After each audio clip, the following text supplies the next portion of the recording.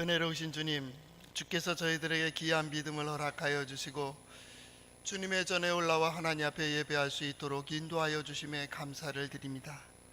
이제 하나님의 말씀을 듣기를 원하오니 주의 성령께서 깨닫는 지혜를 허락하여 주시고 깨달은 대로 행할 수 있도록 용기를 베풀어 주시옵소서. 예수님 이름으로 기도드리옵나이다. 아멘. 우리 옆 사람 보면서 인사하겠습니다. 축복합니다. 감사합니다. 한 번 더 하나님께서 함께 하십니다. 누가 유머를 보내줬는데 지금 오래된 거라고 그래요. 그런데 그 공식 명칭은 전국 공처가 협회 표 당성작 이렇게 되어 있습니다. 근데 이거 오래됐으니까 요즘은 이런 거 안 하거든요. 그래서 그냥 단지 그 첫자들만 빼서 전공협이라고 제가 이제 하겠습니다. 전공협에서 우수작을 이렇게 당선작들을 발표했습니다. 그런데 또 재미가 없잖아요. 한쪽 대상만 하면 뭐 한쪽 비하한다고 그래서 이거 아내를 위한 건데 또 남편들이 또 제가 또 위험 느낄 것 같아요. 그래서 이제 한번 따라하겠습니다. 따라하는데 남편은 아내를 집어넣으면 됩니다. 아내는 남편을 집어넣으면 됩니다. 자녀들은 부모 또 자녀들을 위해서 얘기하고 싶으면 자녀를 넣으면 됩니다. 그냥 자녀 이렇게 하고 따라온 거기 시상된 것을 봅니다. 제가 길게 읽어 드릴 테니까 우리 교인들은 다 기억할 수 있을 것 같아요. 장려상입니다. 아내를 위한 아내의 남편이 되겠습니다. 여러분 할 수 있겠습니까? 네, 아내들은 어떻게 해야 돼요? 남편을 위한 시작. 아내를 위한 남편의 아내가 되겠습니다. 잘하네요. 또 한번 동상입니다. 그냥 생각하세요. 제가 그냥 아내 그렇게 집어넣을 테니까 머리가 또 복잡해질 것 같아요. 그래서 제가 그냥 읽어드리겠습니다. 아내가 나를 위하여 무엇을 할지를 생각하기 전에 내가 아내를 위하여 무엇을 할 것인가를 생각하라. 감동적이에요. 그 다음 은상. 나는 아내를 존경한다. 고로 존재한다. 금상. 나는 아내를 위한 역사적 사명을 띠고 이 땅에 태어났다. 이 계속 가면 큰일 나겠는데. 그런데 갑자기 튀어나온 특별상이 있습니다. 니들이 아내를 알아?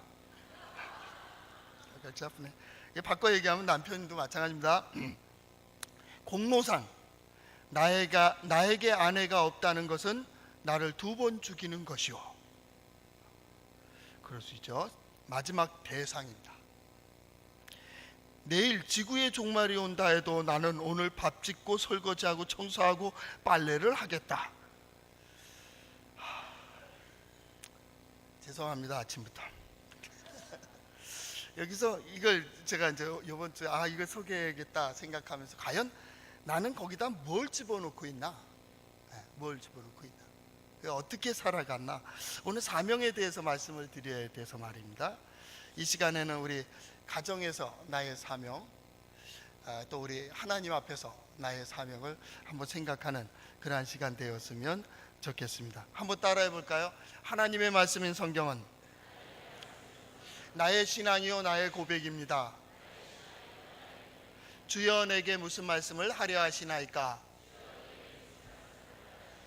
내게 무슨 말씀을 하시든지 그대로 하리이다.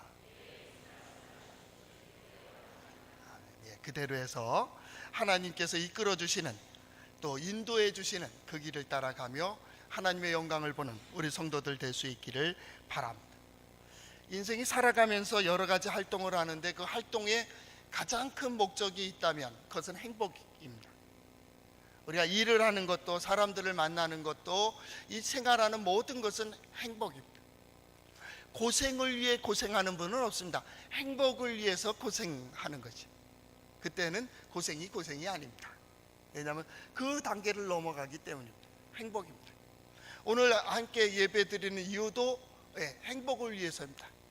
하나님께서 내게 주시는 은혜, 하나님께서 내게 주시는 복, 하나님의 보호하심과 인도하심을 구하며 오늘 내가 하나님께서 부여해 주신 이 시간, 하나님께 주신 이 인생을 행복하게 살기 위해서, 그러면 우리의 고민을 얘기한다면 어떻게 살아야 행복할까 말이죠. 그래서 세상에서 부름받아 나온 우린 공동체이죠. 여기서 행복을 얘기해야 됩니다. 하나님을 만남으로 행복하고 하나님의 함께해 주심으로 행복하고, 그리고 그 하나님을 추구하는 사람들 간의 관계 속에서 행복하고, 아니, 그리고 나아가서 우리 가정을, 우리 가족들을, 자녀들을, 내가 행복하지 않은데 누구를 행복하게 할 수 있겠어요? 내가 어떤 소망이나 어떤 믿음이나 확신이 없는데 누구에게 소망을 주고 확신을 줄 수 있겠어요? 때로 우리 자녀들 일방적이니까요. 자녀들은 꼼짝 못하죠. 지금 자녀들이 일방적으로 될 수도 있지만은 요즘 막 크면 좀 막 아는 척 하잖아요. 그러나 자녀 교육에 있어서는 일방적이잖아요. 내가 행복하지 못한데 아이들을 어떻게 코치할 수 있겠어요? 야, 너희는 이렇게 살아라. 나는 불행한데 엄마 말 들어가지고, 아빠 말 들어가지고 엄마 아빠처럼 살아야 돼요? 라고 물어본다면 어떻게 대답해 주겠어요? 내 자신이 불행한데. 각자의 고민 아니에요. 누가 누구를 가르쳐요? 누가 누구를 지도할 수 있겠어요? 결국 성공한 자만이 성공의 길을 안다고. 행복을 아는 자들이 행복하고요, 그 행복한 가정에서 사랑을 배우고 자란 자녀들이 이 다음에 사랑할 줄 안다고. 사랑하는 법을 배워야 돼요. 그냥 사랑하는 게 아닙니다. 그냥 사랑하니까 내 마음에 들어서, 내 생각에 좋아서, 내 감정대로, 그러다 보니까 사랑이 타락했습니다. 저 사람은 사랑으로 얘기한다 그러는데 그렇잖아요. 사랑한다는 것이 오히려 그 사람한테는 화가 돼요. 차라리 사랑하지 말지. 내게 관심을 끊어. 그게 내가 행복해. 어쩌면 그것이 남편의 소리일 수도 있고, 아내의 소리일 수 있고, 부모도 그렇게 얘기할 수도 있을 거야. 야야, 됐다, 니들끼리 살아. 왜요? 사랑하는 법을 못 배웠어요. 자녀들 마찬가지입니다. 사랑하는 법을 배우지 못하고 자라나니까 어떻게 돼요? 항상 욕망적이고 욕구를 충족시키려고 하고 지 맘대로 하는 거예요. 그러다 보니까 문란해지는 거예요. 흉악한 범죄들이 일어나고, 속이고 사기를 치고 죽이고 싸우고 다투는 이유가 뭐예요? 사랑하는 법이 모르는 거예요. 사랑이 타락했어요. 이제 어디서부터 회복할 수 있겠어요? 세상을 보며 소망이 있어요? 그렇게 그 문제 속에서 물어본다면 소망 없어요. 왜요? 그렇게 출발했기 때문에 그래요. 인간은 한번 선택하면 끝까지 가게 되어 있어요. 생각이 생각을 낳고요, 생각이 생각을 낳고, 그 생각은 행동을 낳고요, 그 행동이 또 생각을 낳고 점점 강해져요. 선한 자는 점점 더 선해지고, 악한 자는 점점 악을 향해서 달려가요. 중간에 돌이켜요. 그런 경우가 드물어요. 한번 마음을 정하면 끝까지 가는 거야. 끝까지 가서 거기서 이게 아니구나, 그 깨닫는 순간이 빠르면 기회는 있어요. 깨닫지 못하고 그대로 간다면 끝까지 가는 겁니다. 결국 허무하다. 우리 인생의 선배들에게서 인생 무상이라, 인생 허무하다. 허무하세요? 가을을 맞이하며 겨울이 있었고 봄이 있었고 여름이 있었던 그 시간들이 허무해요. 그 시간들이 있었기 때문에 오늘이 있고 말입니다. 그 어려움 환난이 있었기 때문에 오늘이 있는, 오늘을 위해서 어쩌면 그 고생을 하고 그렇게 참았고 그렇게 기다렸고 말입니다. 그래서 10월을 맞이하며 10월 첫째 주일 우리의 소망은 하나님, 지난 모든 시간의 자취들, 예배와 기도와 찬양과 가정에서의 수고와 직장에서의 수고와 사람들과의 관계, 그 모든 것에 아름다운 결실을 보는 10월이 되기를 바랍니다. 하나님 포기해 주세요. 우리는 부족해요. 우리는 연약해요. 그렇기 때문에 하나님 도와주세요. 하나님 인도해 주세요. 더욱 그 마지막 고비를 넘는 거라면 그때는 오직 믿음밖에는 없습니다. 지난 날은 나의 수고였습니다. 노력했습니다. 그렇게 걸어왔습니다. 이제 마지막 결실에 이 시간 속에서는 그래요. 인간의 역사란 하나님을 떠난 역사이기 때문에 이럴 수밖에 없어요. 거기에 언제 소망 가졌어요? 믿음의 사람들은 거기에 대해서 아니요, 그게 아니야. 그리고 돌이켜 하나님을 향하여 소망을 가졌습니다. 하나님께서 도와주시면, 하나님께서 역사하시면, 하나님께서 인도해 주시면, 모든 수고 위에 하나님의 은혜가 있으면 그러면 돼. 부족하더라도, 연약하더라도. 그래서 그 중심을 잡는 거예요. 신앙.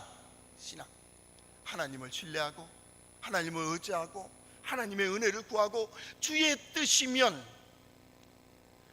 그래서 믿음의 사람들이 분명한 게 사명감입니다. 그래서 사명감을 갖는 거예요. 다른 사람은 그렇게 생각하지 않아요. 그러나 믿음의 사람들은 그래도 내가 그 자리를 지켜야지, 내가 가정을 지켜야지, 내가 사회를 지켜야지, 내 자리에서 내 할 일을 한다는, 묵묵히. 왜? 거기에 하나님의 은혜가 있으니까. 결국 하나님께서 은혜로 역사해 주실 것을 기대하며 말이죠. 10월에는 우리 성도들에게 행복한 일들이 많이 있었으면 좋겠습니다. 10월에는 행복의 결실들이 우리 성도들로 인하여 그 가족들에게도 이렇게 전달될 수 있기를 축원합니다. 행복입니다.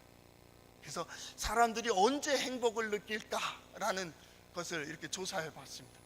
여러 가지로 얘기했습니다. 그래서 몇 가지로 이렇게 요약을 해봤습니다. 무엇인가 할 수 있을 때, 건강할 때, 건강으로 인하여 행복합니다.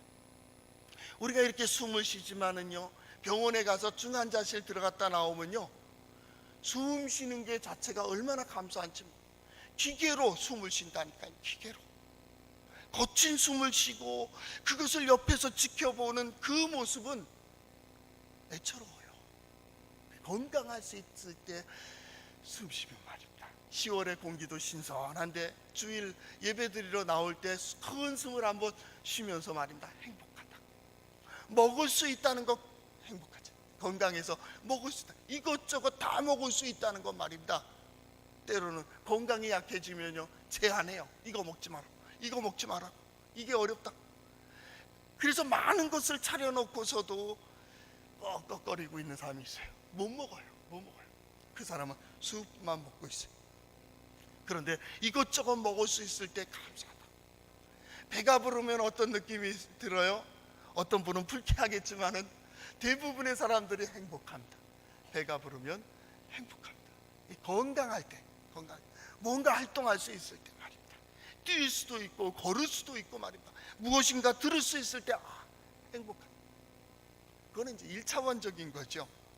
한 단계 더 올라가면 언제 사람들이 행복을 느낄까 했더니 누군가 곁에 있다는 것을 느낄 때.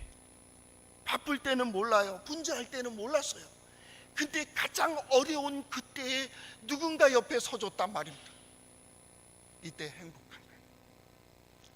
그런데 더 중요한 것은, 제가 임상 목회, 병원 목회를 했으니까요, 그 대학병원에 중환자들이 많이 오죠. 그런데 그 사람들의 마지막 임종을 많이 지켜봤습니다. 그러니까 목사 안수 받고 대학병원에 있으면서 그냥 임종을 하루에도 몇 번을 볼 때도 있었으니까요, 많이 봤습니다. 보호자들이 오는 도중에 임종하는 사람들도 있어요.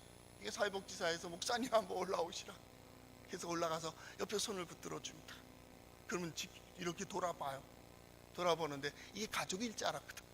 근데 왜 낯선 그 목사가 앉아 있으니까 쳐다봐요. 끄떡해요. 그러고서도 1시간이 가고요. 어떤 때는 2시간도 가요.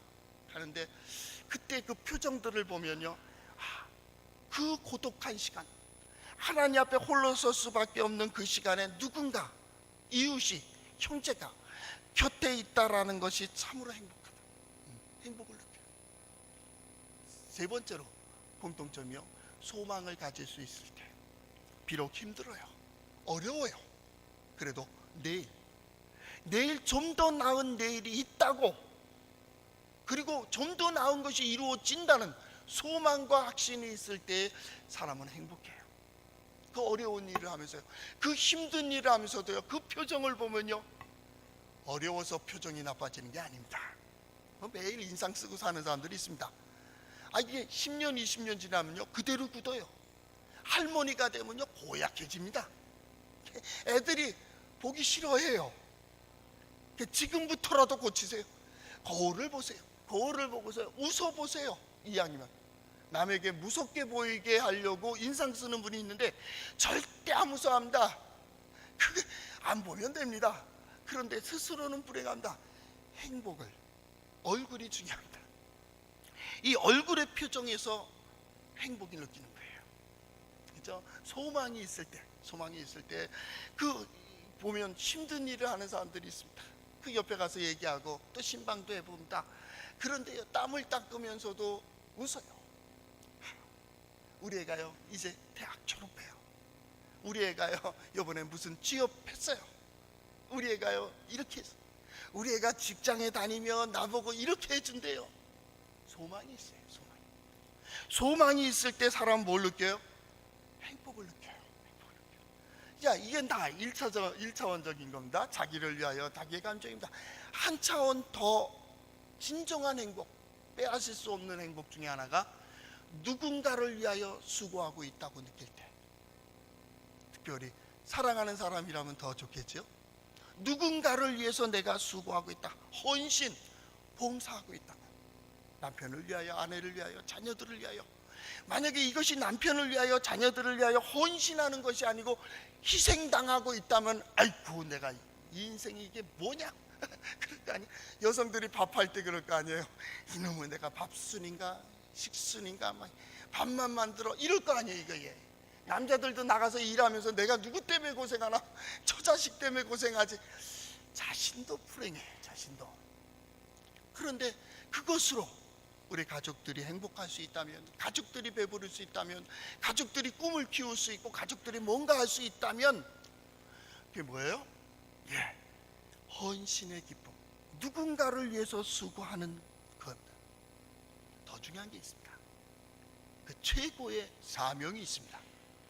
내가 이것을 함으로써 더 큰 일이 이루어지는 거예요. 역사적 사명일 수도 있고요, 우리 선교사들 나가서 복음을 전하고, 전도인들 나가서 복음을 전하고, 봉사하는 사람들 봉사하면서 뭐예요? 이거로 이 사회 행복이, 이 나라의, 이 민족이, 세계가 복음화되리라고 하는 하나님의 은혜와 복이 있을 거라고 하는 사명감, 혹은 나라를 위하여 뭐 군인들, 지금 경찰 공무원들, 여러 사람들 수고하고 있지 않습니까? 심지어는 목숨을 걸고 전쟁터도 뛰어들고요, 불 속에도 뛰어들어요. 왜요? 그 순간에는 돈이 아닙니다. 누군가를 살려야 되고 이 나라를 지켜야 된다고 하기 때문에 그 자리를 지키고 있는 거예요. 총을 들고 그리고 서 있는 거예요. 헌신입니다. 최고의 헌신은 사명입니다. 그런데 믿음의 사람들에게 가장 중요한 것은 뭐냐면 이 모든 일이 나의 할 일이라, 사명이라고 하는 거예요. 내가 지금 왜? 하나님께서 내게 주셨다. 그래서 기독교가 들어가는 지역, 기독교가 들어가는 사회마다 발전해요. 변화가 돼요. 그것도 아름답게 변화되고요, 기독교인이 들어가는 데마다 행복해요. 그래서 사람들은 그래, 나도, 우리 가정도 저 집처럼 살았으면 좋겠다고. 그래서 교회 나온 사람들도 있어요. 원래 그래야 돼요. 이 기독교인의 예수 그리스도의 복음은 바로 여기 행복을 추구하게 있습니다. 행복할 때 사람은 변해요. 그래서 어느 그 사람이 말했잖아요. 자녀들을 잘 기르고 싶으냐? 자녀들을 행복하게 해줘라. 행복하게 해줘라. 아내가 아주 좋은, 진짜 사랑스러운 아내를 아름답게 만들고 싶으세요? 아내를 감동시키라. 행복하게 해줘라. 남편도 마찬가지입니다. 당신은 이것도 못하고 안 변합니다. 지적질로는 하나도 안 변합니다. 그런데 감동이 될 때 변합니다. 저 아내가 나를 위해서 이렇게 수고하는데, 저 아내가 나를 위해서 이렇게 헌신하는데 그게 미안한 겁니다. 미안한 마음에 거봐 안 되지? 그러면 에이, 그 마음까지 없어진다. 그 알면 지켜봐 줘요. 그 안절부절합니다. 아내도 그렇고 남편도 그렇고 자기가 뭔가 좀 더 하지 못할 때에는 안절부절 못해요. 그럴 때는 어떻게 해요? 지켜봐 주는 겁니다. 그게 이기는 싸움입니다. 그래야 좀 더 많은 서비스를 받을 수 있어요. 어떤 사람들 뭐 아내 남편이 서비스가 뭐 어쩌고 저쩌고 남편 아내가 뭐 서비스가 다 자기가 심은 겁니다. 이거 주고 싶어도 도로 들어갑니다. 이게. 그러니까 이게 뭐예요? 예, 감동을 주는 감동. 이게 뭐예요? 사명감에서 나와요. 이 말씀을 왜 드렸느냐 하면 바로 오늘 사명자를 얘기해야 되기 때문입니다. 예레미야입니다. 예레미야는 하나님께서 선지자로 선택해 주셨습니다. 하나님의 말씀을 전하라, 그렇게 사명을 주셨습니다. 그리고 그 사명 때문에 고난당하고 있습니다. 자, 이러면 간단합니다. 사명을 행하면 고난당한다. 여러분, 그건 아닙니다. 하나님의 백성에게 하나님의 말씀을 전하는데 어찌 고난이 있습니까? 거기엔 기쁨이 있고 저들이 변화되는 것을 보고 하나님의 뜻을 행하는 거기에 선지자의 기쁨도 있고 백성들의 기쁨이 있는 거라. 문제는 이걸 받아들이지가 않아요. 하나님의 말씀을 하나님의 백성들이 받아들이지 않기 때문에 하나님의 말씀을 전하는 자가 고난당하는 거예요. 고난이 사명은 아니에요.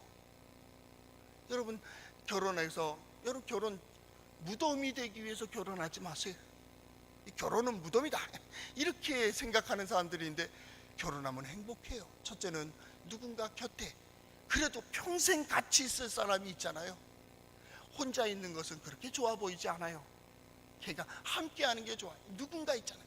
누군가 나와 함께 할 뿐만 아니라 누군가에게 보여줄 수 있잖아요. 이거는 언제든지 나를 보여주잖아요. 아름다운 모습으로 보여줄 수 있고 변화된 모습으로 보여줄 수 있잖아요. 그게 얼마나 좋은 거예요. 이게 함께 더불어 말입니다. 여기에 한 가지, 신앙생활이라고 하는 것도 마찬가지입니다. 원래 하나님의 뜻은요, 행복입니다. 하나님의 뜻은요, 번창하는 겁니다. 하나님의 뜻은요, 정복하고 다스리는 겁니다. 그리고 거기에서 기쁨을 누리는 겁니다. 하나님의 뜻은 한 가지입니다. 그런데 인간이 하나님의 뜻을 버렸습니다. 그래서 고난을 당하는 겁니다. 하나님의 약속이 있었습니다. 그 약속을 버렸습니다. 백성들이 버리고 하나님을 버리고 우상을 숭배하고요, 하나님의 뜻을 저버리고 자기의 욕심을 채우고요. 그러니까 백성들의 서로 다투고 환란이 생기고 어려움이 생기는 거예요. 여기에 하나님은 계속해서 선지자를 보내십니다. 그리고 그에게 말씀을 전하게 합니다.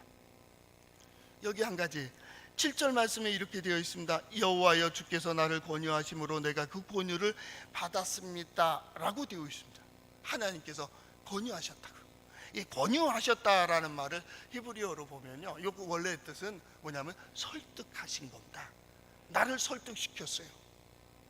하나님께서 설득을 시켜주시는데, 때로는 말씀으로, 때로는 이렇게, 때로는 저렇게 위로하시고 격려하시고 소망도 주시고 그러면서 설득하신 거예요. 설득. 마지막에 우리는 뭐예요? 설복당한 거예요. 우리는 설득당했어요. 하나님 처음에 아예 없어. 전도인들 보고, 전도인들이 오면 처음부터 예수 믿겠습니다. 전도지 갔다가 이렇게 주면 그분들이 네, 예수 믿겠습니다. 그래, 한 번에 그래요. 만약에 그랬다면 그 사람은 이미 준비된 사람입니다. 아니, 나는 다 필요 없다. 가족들만 있으면 돼. 난 돈만 있으면 돼. 난 평생 건강할 거야. 그걸 잡아오면 살았다니까. 많이 배우면 행복할 거라고 생각했다니까요. 많이 가지면 행복할 줄 알았다니까요. 높은 자리에 오르면 나는 행복할 거라고 그거로만 사는 줄 알았다. 그래서 어떤 사람들은 형제도 없고요, 부모도 저버리고요, 그 길을 가는, 그 욕망을 따라간 거예요. 그 마지막 어떻게 돼요? 뻔한 겁니다. 그 결국은 무너지게 되어 있습니다. 그 마지막 순간에 허무한 거예요. 진정 놓지 말아야 될 대상들을 놓고 믿지 말아야 될 것을 믿었어요. 사랑해야 될 대상을 저버리고 사랑하지 말아야 될 것을 사랑했어요. 그러니까 여기에 불행이 있는 거예요. 보세요. 뭐 한다고 어려서부터 배운 게 부모님보다 자기 할 일이요. 세상에 그런 법칙이 어디 있습니까? 아니, 사랑하는 사람보다 물질이 더 중요해요? 이건 안 되는 거예요. 그러니까 이게 윤리서부터 무너졌고 천륜이 무너지니까 여러분, 소망이 있습니까? 그 어디서부터 회복해야 되는 거예요? 하나님은 지금 말씀을 통해서 또 설득하시는 거예요. 또 설득.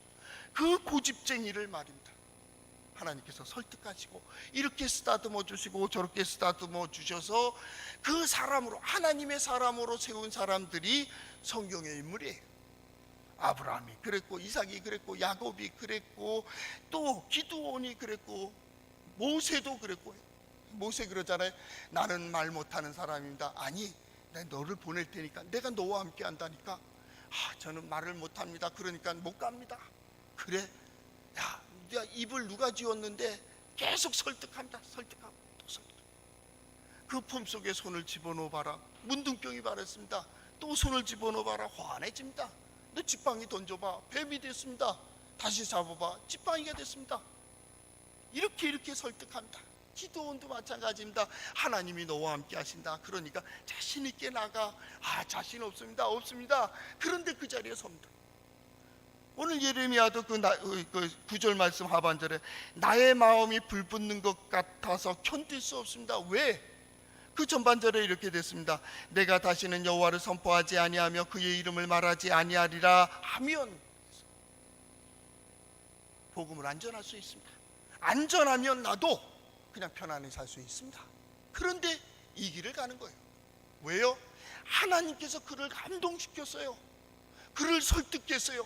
결국은 그 자리에 세웠어요. 그래서 어떻게 해요? 그 길을 가는 거예요.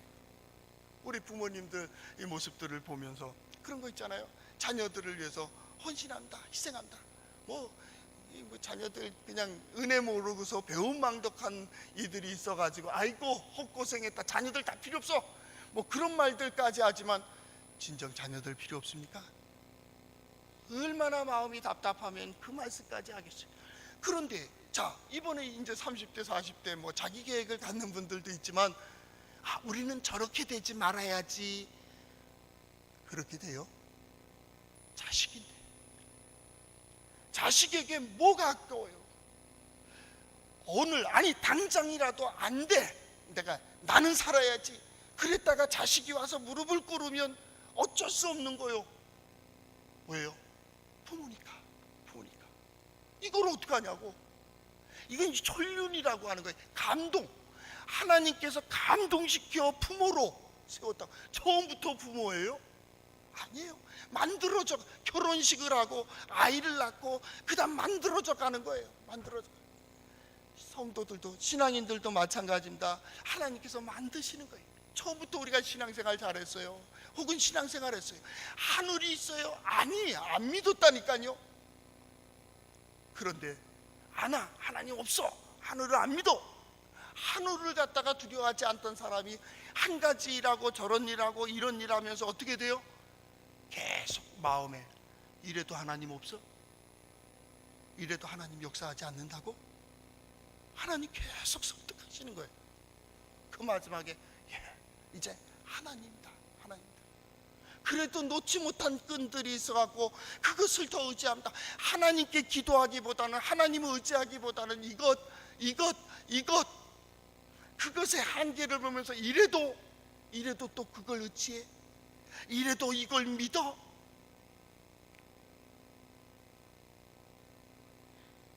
나이가 50 초반인, 만으로 하면 40대 후반인데 이분이 간암으로 돌아가셨어요. 저랑 시간을 많이 가지셨습니다. 이대 부속병원에 있을 때 그분하고 얘기하고, 그분 세례한 걸 아마 이 교회 동해제일장로교회 가져올 때까지도 올 때 책 사이에 있더라고. 그래서 이삿짐 풀다가 이렇게 보니까 그분 사진이 있어요. 그분하고 얘기를 많이 했어요. 자식들이 못 오게 해요. 자기 추한 모습 보이지 않으려고. 구로동에서 사업하고 계시는 분인데 눈물을 많이 흘렸던 분이에요. 마음이 참 착한 분인데 그분이 그래요. 내가 이렇게 빨리 갈 줄 몰랐대. 아직도 처음엔 입원해가지고는 빨리 퇴원한대. 좀 힘이 나면 내가 지금 공장 돌봐야겠다고. 나 없이는 돌아가지 않는데 이게 뭐 때문에 이렇게 건강하셔야죠. 이제 설득하고 또 진정시키고 참 성실하신 분인 것 같아요 보니까. 근데 마지막에 그러더라고. 내가 이렇게 갈 줄 몰랐다는 거예요. 아니 그걸 몰랐어요?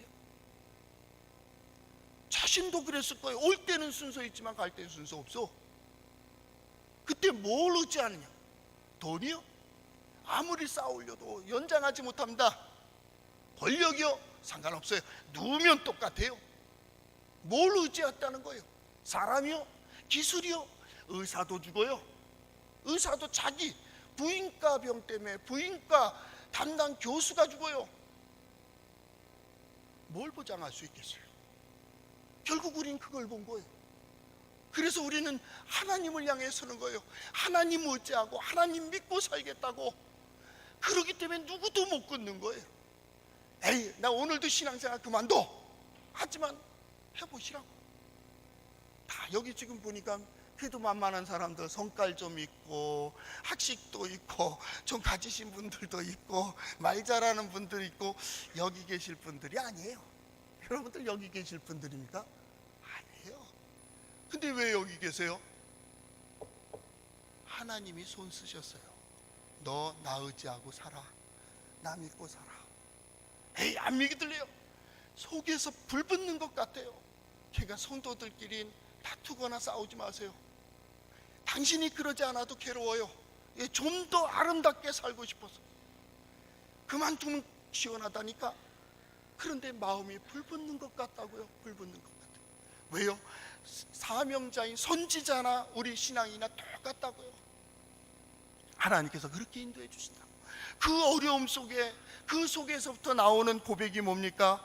우리 하나님은 11절, 그러하나 여호와는 두려운 용사 같으시며 나와 함께 하심으로 이렇게 될 겁니다. 하나님께서 함께 해주시니까 말이에요. 이 가을에는 하나님께서 함께 해주심으로 우리 남편이, 아내가, 자녀들이, 부모님이 어떤 은혜가 있는지, 어떤 복이 있는지 우리의 기도의 제목의 절정에 그것을 놓으세요. 하나님, 이를 통하여 우리 하나님 영광 볼 수 있게 해주세요. 하나님이 우리와 함께 하심을 보게 해주세요. 하나님의 능력을 볼 수 있게 해주세요. 그리고 그 결실을 맺는 우리 성도들 될 수 있기를 축원합니다. 기도하겠습니다.